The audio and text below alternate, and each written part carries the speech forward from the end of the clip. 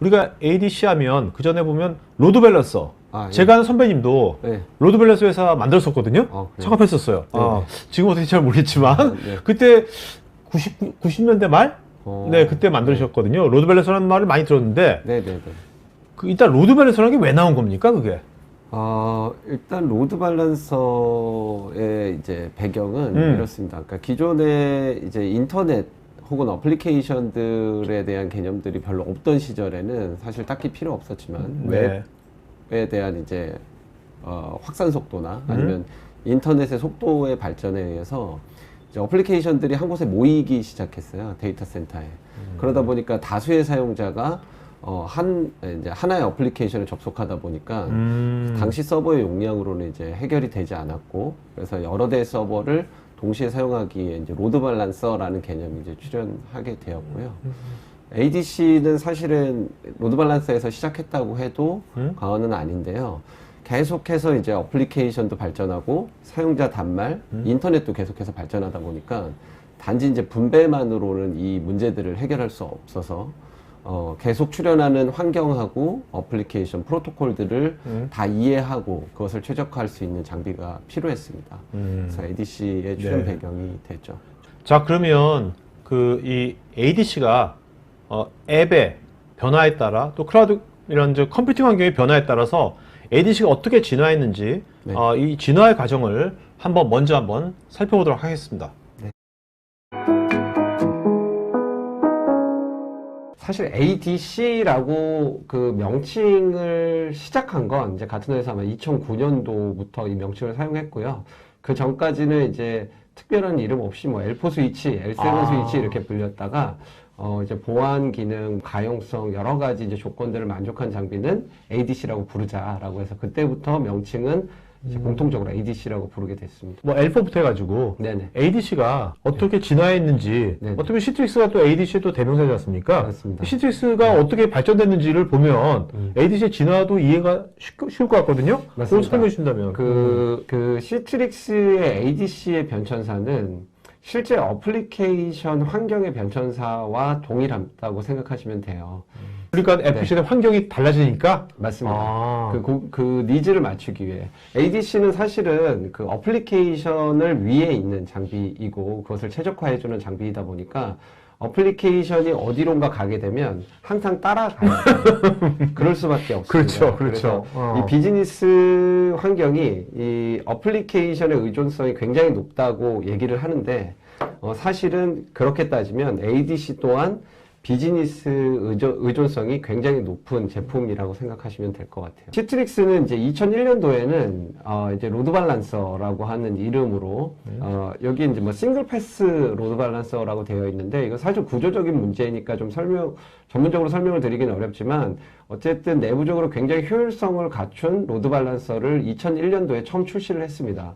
이제 굉장히 그 성능이나 기능 측면에서 굉장히 뛰어난 제품을 출시했고 그로부터 한 8년 정도 이 제품만을 가지고 이제 시장에서 어프로치를 하고 있었습니다. 2001년도면 그때 이제 한창 이제 다양한 웹소들이 나왔을 때 아닙니까? 나올 때죠. 네네. 나올 그렇죠. 때죠. 그래서 네. 이제 이런 인텔리전스한 로드 밸런서가 필요한 시점이 된 거고요.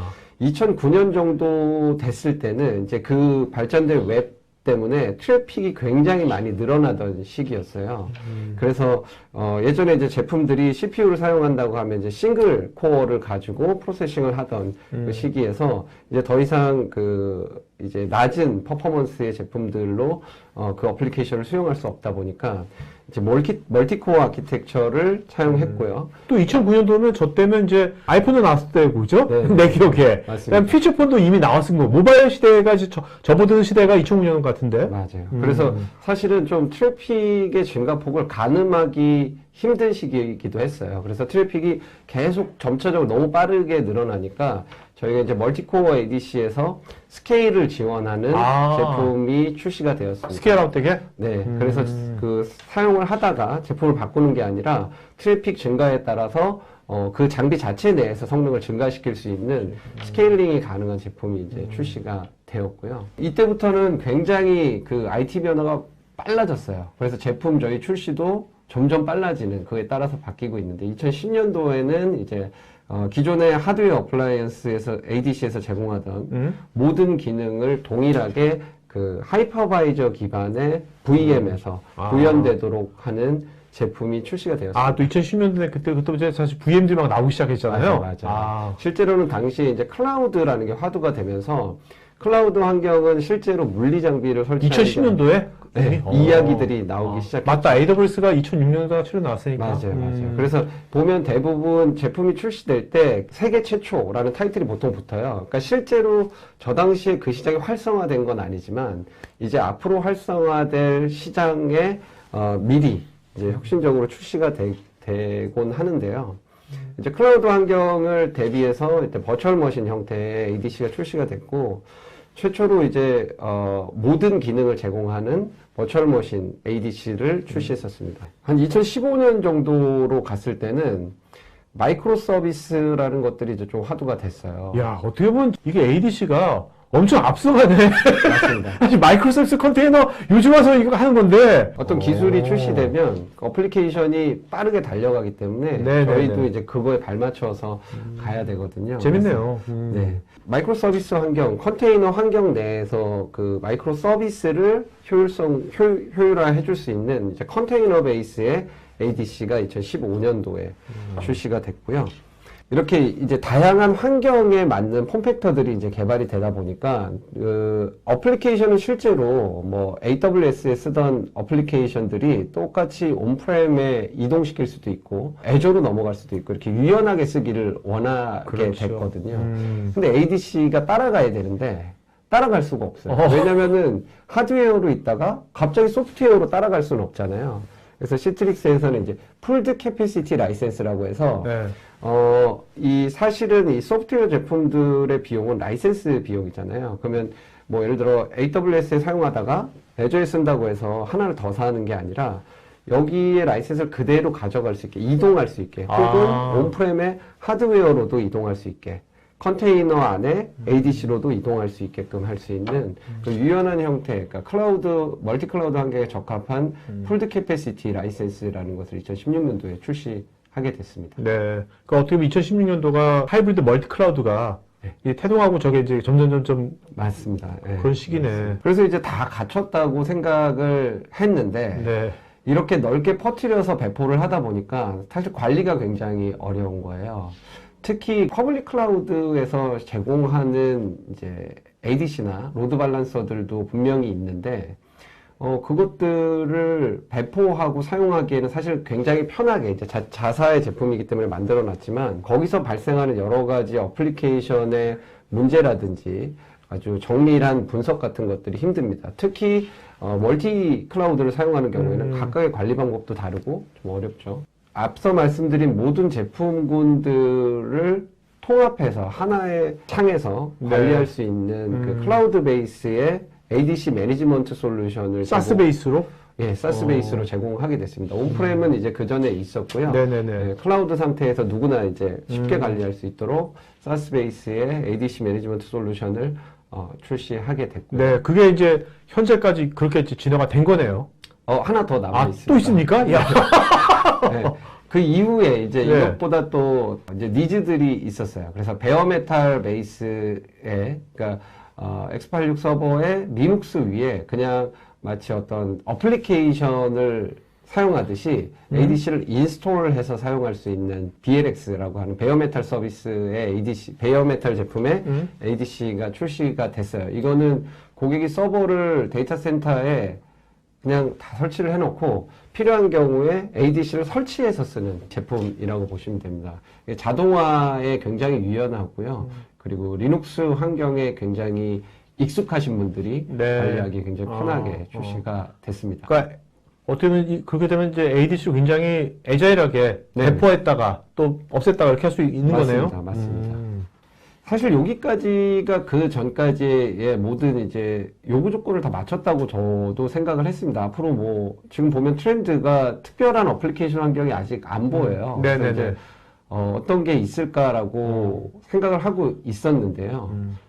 사실 그 비즈니스, 그러니까 고객들의 요구사항은 계속해서 이제 진화하더라고요. 자, 그러면 그 고객들의 그 요구사항, 또 현재 고객이 처한 환경, 네네. 환경에 지금 어떤 이슈가 있는지 네네네. 그런 것들을 일단 하나하나 한번 짚어보도록 하죠. 네네. 첫 번째로는 예전처럼 그 어플리케이션이 그냥 어떤 비즈니스의 하나의 그냥 단순한 도구나 서비스에서 실제 수익과 점점 밀접해지고 있거든요. 그래서 앱에 대한 사용자 경험이나 그리고 아니면 직원들의 사용하는 데 있어서 이 효율성이 수익하고 굉장히 직결되고 있다라는 보고서들이 많이 나오고 있어요. 왜냐면 이게 디지털 경제니까 맞습니다. 앱 경제가 되는 거죠. 디지털 경제가 하고 경제 주체는 앱이 제대로 동작을 안 하거나 느리거나 네. 그러면 거기서 매출이라든지 뭔가 수익이 창출이 안 될 거 아닙니까? 맞습니다. 저희 뭐 보고서들 보면 뭐 특히 그 주된 비즈니스를 디지털로 하는 경우, 예를 들어 뭐 아마존이나 뭐 이런 구글 같은 경우에는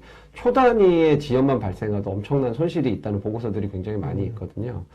그러다 보니까 이 사용자 경험을 극대화하기 위해 선택한 게 저희가 요즘 많이 사용하는 이제 클라우드나 사스 서비스가 되었습니다. 그래서 뭐 지리적 위치에 문제가 있다면은 그 가까운 곳 탑에 어플리케이션을 가져다 놓는다든지 아니면 사스 서비스를 이용해서 어디서나 동일한 서비스를 제공받는다든지 이렇게 이제 클라우드 베이스로 넘어가는 단계를 이제 지나가고 있는 과정에서 여러 가지 이제 어떤 부작용들이 나타나고 있어요. 여기저기에 앱을 배포하고 뭐 저희 ADC도 여기저기에 배포하다 보니까 관리해야 될 포인트들이 기하급수적으로 늘어나고요. 그리고 기술이 발전하면 이제 다들 이걸 적용하게 되는데 그러다 보니까 굉장히 전문적인 지식을 가진 관리자들이 있어야 되는데 네네. 늘어나는 만큼 또 관리자의 수도 늘어나야 되고 굉장히 이제 복잡하고 시간이 많이 소요되는 문제들이 있습니다. 그래서 IT 비즈니스 요구가 굉장히 늘어나고 있는데 사실 그거를 계속 맞춰 나가는 것들을 쓰게 될 수밖에 없잖아요. 시트릭스는 이제 그거에 맞춰서 계속 발전을 하고 있는 거고요. 그리고 그 전까지 고민했던, 그러니까 최근에 이제 클라우드 서비스를 사용하면서 혹은 멀티 데이터 센터를 쓰면서 이 인터넷을 마치 그 하나의 비즈니스 웬 같이 사용하게 됐어요. 예전에는 데이터 센터에 그 앱이 다 들어가 있을 때는 거기에만 접근을 하면 되지만 이제 여러 군데 배포하다 보니까 인터넷 구간이 하나의 그냥 웬 구간입니다. 그렇죠. 서비스 네, 웬 네. 구간이 되다 보니까 요 안에서 발생하는 문제들을 캐치해야만 돼요. 만약에 저희가 이제 전용선을 사용하는 상황이라면 그 망을 누군가 관리하고 있지만 인터넷 같은 경우에는 관리가 안 되고 있는 게 사실은 현실입니다. 저희가 이제 보통 AWS, Azure, 뭐 어떤 뭐 CDN 같은 곳들은 아주 안정적이고 아무런 문제가 없는 것처럼 항상 느끼고 있지만 실제로 이 부분들을 모니터링 해보면 시시각각 지연이나 장애가 끊임없이 발생하고 있어요. 단지 저희가 모를 뿐이죠. 그래서 인터넷에서 발생하고 있는 저희가 사각지대, 저희가 소위 뭐 인터넷 블라인드 스팟이라고 부르는 이 부분들이 커버되지 않으면 이제 근본적인 그 사용자 경험이 네. 개선될 수 없다라는 문제가 또 발생하고 있고요.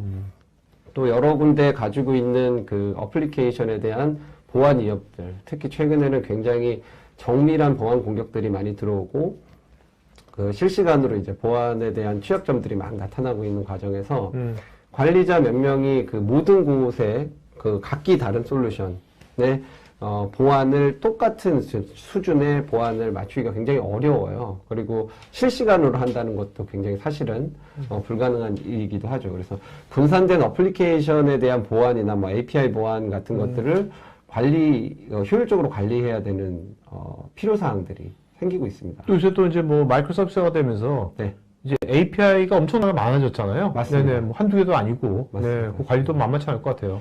그렇죠. 쉽지 않죠. 그래서 이런 문제들을 개선하는 것들이 이제 지금의 과제가 됐고요. 엄청나게 복잡해진 건데 관리자 입장에서는 그런 것들을 이제 이렇게 관리한다는 것이 사람의 힘만 하면 쉽지 않을 것 같은데요, 보니까. 맞습니다. 그래서 그에 대한 솔루션이 좀 필요해진 거예요. 이 복잡한 환경을 단순화한다기보다 단순하게 관리할 수 있는 방법이 하나 필요해지고요. 뭔가 자동화라든지, 그렇죠. 네? 뭐 자율운영이라든지 뭐 이런 네. 것들이 필요하겠네요. 실제로 자동화라는 것들은 사실 보편화되어 있어요. 그래서 예전보다는 관리가 용이해진 거는 맞지만 실제로 그 사용자 경험을 개선하거나 관리자 편의성이 개선된 건 사실 일부분이라고 보시면 됩니다. 완벽하게 개선됐다고 볼 수 없는 여러 가지 문제들이 있고요. 네네. 그거는 이제 뒤에서 좀 설명을 드리도록 하겠습니다. 알겠습니다. 이 영상이 마음에 드시면 좋아요, 구독 부탁드립니다.